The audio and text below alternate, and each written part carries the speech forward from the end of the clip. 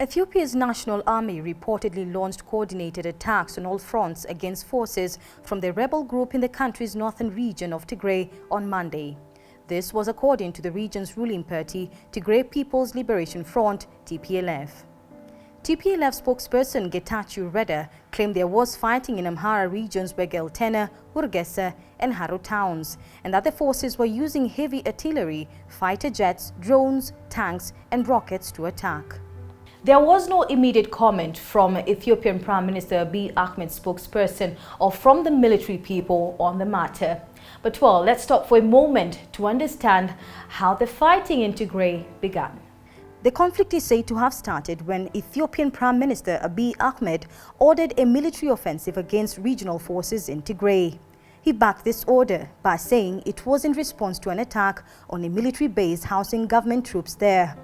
The escalation came after months of disputing between Abiy's government and leaders of Tigray's dominant political party, the Tigray People's Liberation Front, TPLF, that for almost 3 decades was at the center of power before it was sidelined by Abiy, who took office in 2018 after anti-government protests.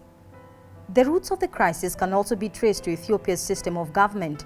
Since 1994, the country has had a federal system in which different ethnic groups control the affairs of 10 regions. The TPLF was influential in setting up this system, and it was the leader of a 4-party coalition that governed Ethiopia from 1991, when a military regime was ousted from power. Under the coalition, concerns were routinely raised about human rights and the level of democracy. Eventually, discontent evolved into protest, leading to a government reshuffle that saw Abiy appointed Prime Minister. He liberalized politics, set up a new party, the Prosperity Party, and removed key Tigrayan government leaders accused of corruption and repression. The feud grew further last September, when Tigray defied the central government to hold its own regional election. The central government, which had postponed national elections because of coronavirus, called the defiance illegal. The rift widened all the more when the central government suspended funding for Tigray and cut ties with it in October. Tigray's administration said this amounted to a declaration of war. Tension increased when Tigrayan forces were accused of attacking army bases to steal weapons.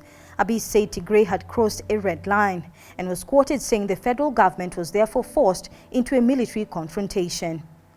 The TPLF has since been designated a terrorist organization, and resistance fighters have formed the Tigray Defense Forces, TDF, which incorporates both TPLF and non-TPLF members. As fighting between TPLF and the Ethiopian army and its allies gets close to Dessie, one of the largest cities in Amhara region, the city's administration on Sunday reimposed a curfew and other restrictions. Since the Tigray conflict broke out last November, tens of thousands of people have been killed and millions displaced. The humanitarian situation in Tigray remains dire, with more than 5.2 million people, about 90% of the population in Tigray, in need of emergency humanitarian assistance. The UN says hundreds of thousands of Tigrayans are also in a famine-like situation. The aid agency and other international aid organizations have blamed Addis Ababa for the worsening humanitarian crisis in Tigray region. They accuse Ethiopia of imposing blockade to the region, an allegation Prime Minister Abiy Ahmed's government denies. Ethiopian Prime Minister Abiy Ahmed was sworn in for a new 5-year term last week. He vowed to protect the country from foreign interference amid global criticism over the war in the northern region of Tigray. In his speech, Abiy also denounced the leadership in the northern Tigray region, where the rebel forces are battling the central government.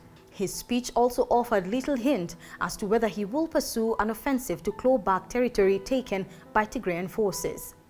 Tigrayan forces retook most of the Tigray region at the end of June and then pushed into the neighboring regions of Afar and Amhara, forcing hundreds of thousands of people there to flee their homes. Leangare for Mwanzo TV.